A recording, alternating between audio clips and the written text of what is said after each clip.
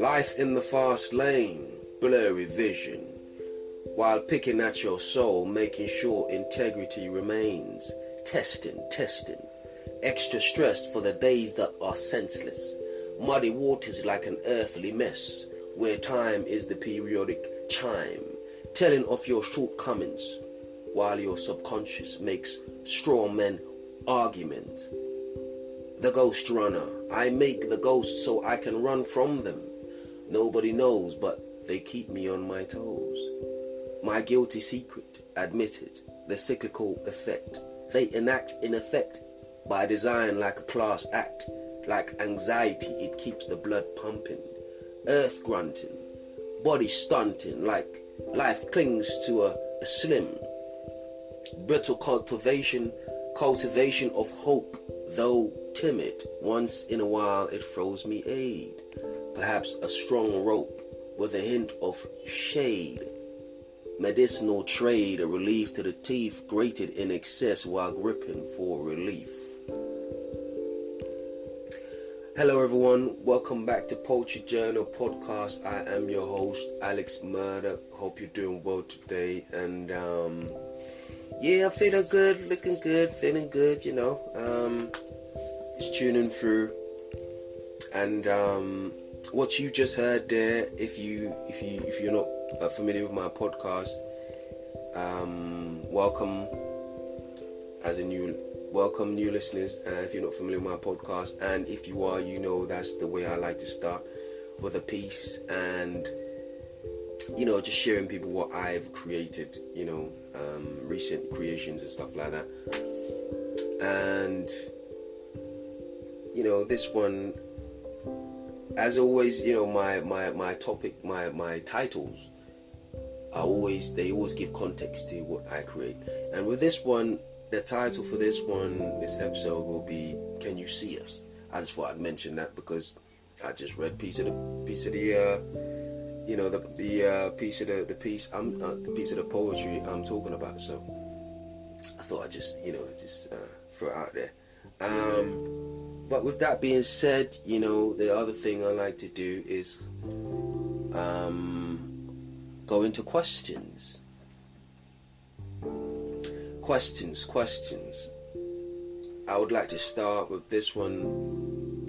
I would start by asking, do you have someone in your life that you can count on to save you? Even if it's just one person. You know that you can rely on them to come to your rescue no matter how dire the situation. This may be an odd question to ask. This may lead to an old question to some people to ask. This may lead to an odd question for some people to ask. Or some people might think I'm about to ask, but if that is the case for yourself, right? And you do have that person in your life, and they're always there, etc. Like the situation I've given. Are you grateful? Are you grateful to have that person in your life to always come through and always, do these triumphant feat for you?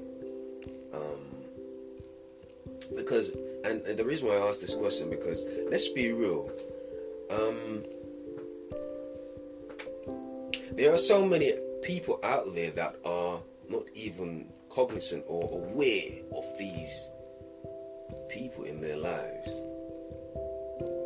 They've never even probably thought to put a name or a label on, what they brought to them, in a sense. And so I would argue that there are also some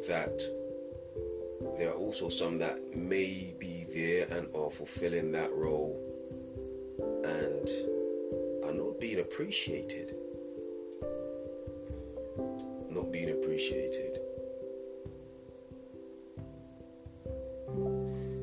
which type of person are you?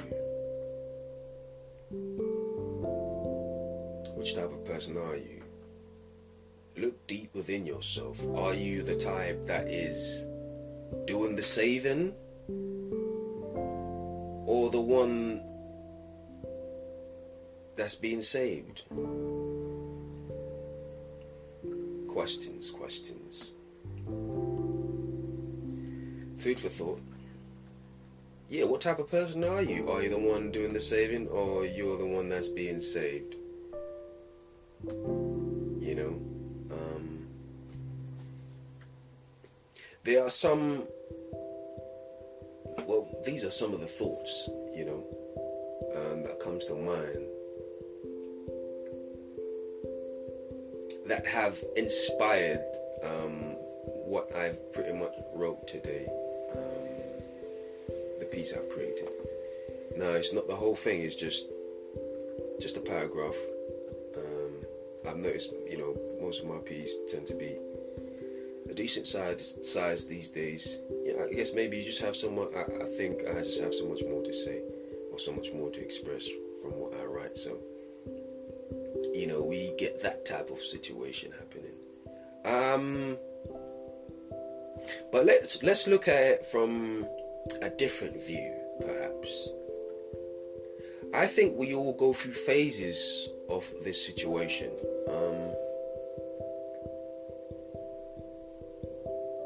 I would argue that as we embark as what we see as our life journey, either in adulthood or our younger life, you know, like late teenage years, some people are forced to, you know, discover themselves probably a bit more earlier.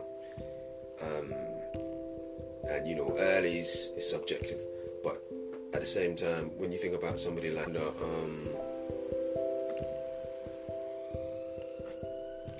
it makes you wonder, like, you know, it's unfortunate that I'm having to kind of, there's certain things that it stands out, and it's just like it seems unfair for that person, but at the same time, you know, life is life, and what may be hard for one is, or life and death for one could just be like, you know, another day in the office for the other. So it's hard to really, you know, put a thought on that, but it's subjective. But as the norm, we're saying, you know, most of the time when people embark on things pertaining to like life journeys, etc., it's more a thing of late adolescence, late teenage years, early 20s, etc. And, you know, that's still young, but I would say around that time, you know, you embark on a journey of self-discovery. And so this is why I bring to that point, you know, almost essentially leaving the bosom of what we see as home, in a sense. You know, there lies the time we discover whether certain stages of our life that demands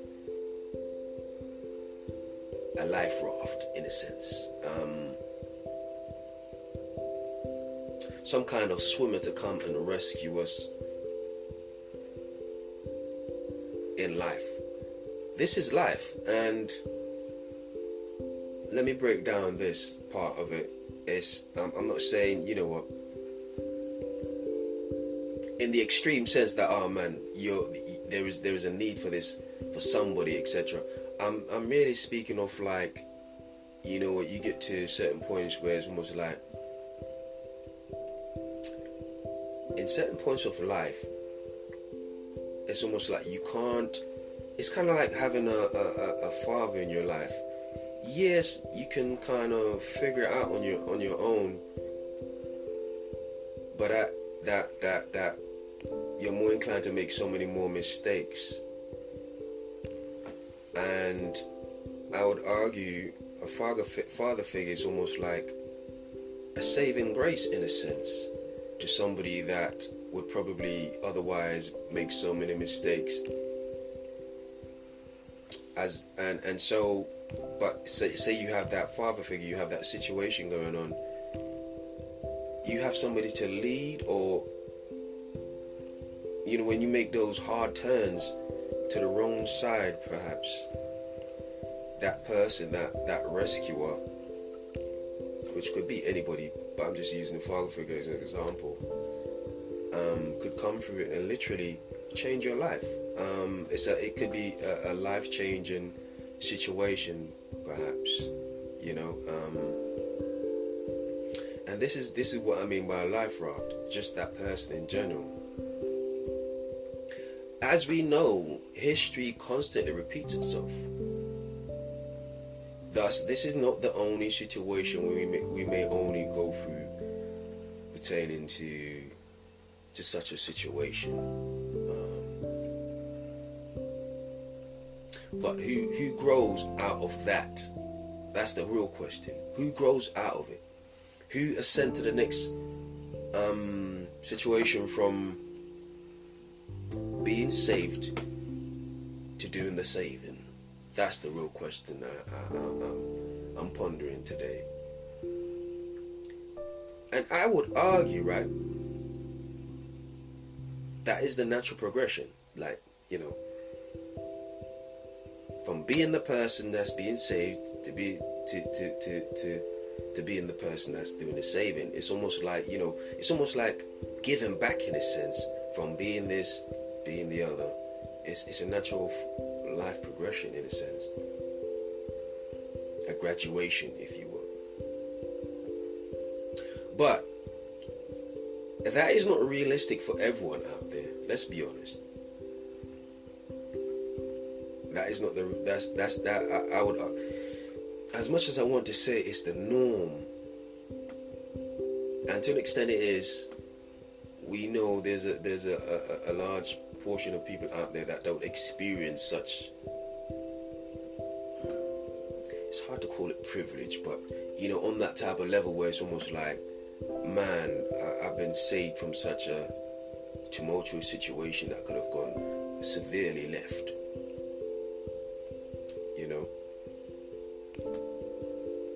I guess I'll give an example, and now I'm kind of bringing it up to more current affairs in a sense, if you will. In this sense, I'm more speaking about, current affairs. I want to go into Ja Morant, the NBA player. Now, if you don't know about Ja Morant, the NBA player, I'll just give a little short background information. Gifted player that's been in the NBA a few years now, and he's grown over the years, over the seasons, and he's been so much more prolific with his game and development that he's actually loved by a lot of the fans, and he's grown to a point where he's becoming the face of the NBA until recent situations, the past few weeks leading up until now, he's been suspended twice. He plays for the Grizzlies.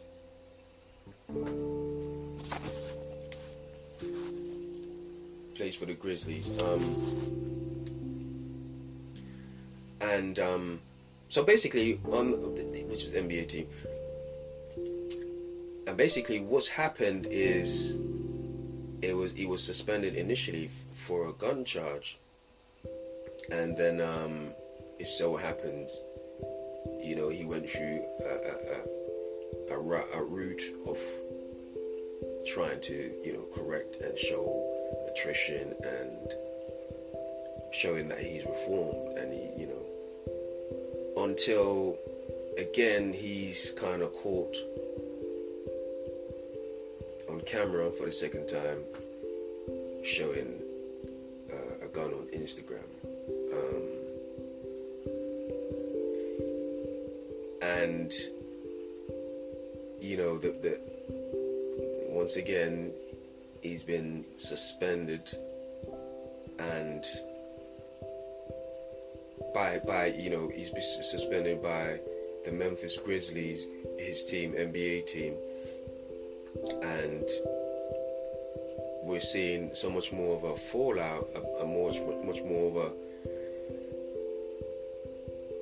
a serious this elevation of the situation since that time, where it's being dropped by so many sponsors, and people are still in uproar in a sense, and so many more people disappointed because it's almost like he's destroying himself, or it's self-destruction. It's self-destructive in a sense, and it's almost like he's doing it to himself. Like, it's almost self-sabotage in a sense, and I guess the reason why I mention him is as an example to what we're speaking on right now. Is that he looks like someone that has somewhat been saved on many occasions over the years to be as accomplished as he is, and to accomplish the feats that he has over the years. And let's go into just general, stepping away from that situation. To be an elite athlete, I would say, at the heights that you have to travel to become that person, you've got to have a support system. In my mind, I'm looking at this support system as your saving grace. If you're that person, and I think that's what it takes to not only get there, but to maintain that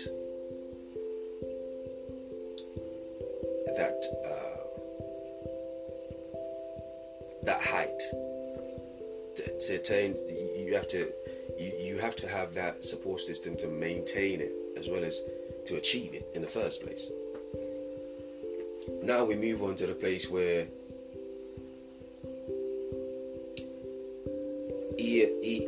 going back to him now. Let's move back to the place where he appeared to be someone that never graduated, or someone in his situation. After all this time, it's almost like he never graduated from being somebody that needed to be saved.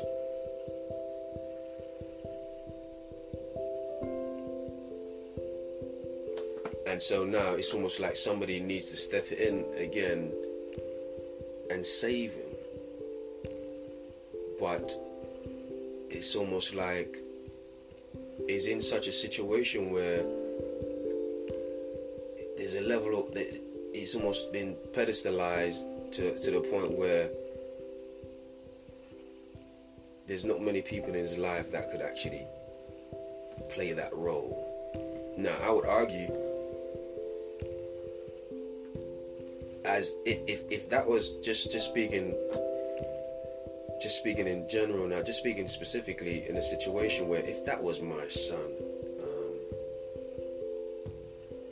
I would like to think that I would be able to get through to him in that situation, but it appears that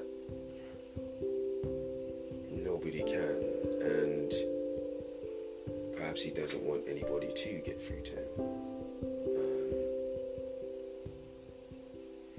So that's the situation right now. So it's kind of like, I would argue, in essence, what I'm trying to say is, I would argue that life is all about progression, natural progression.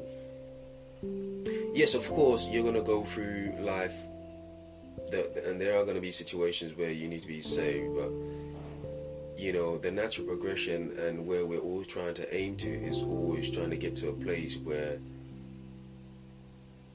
we're the one saving ourselves.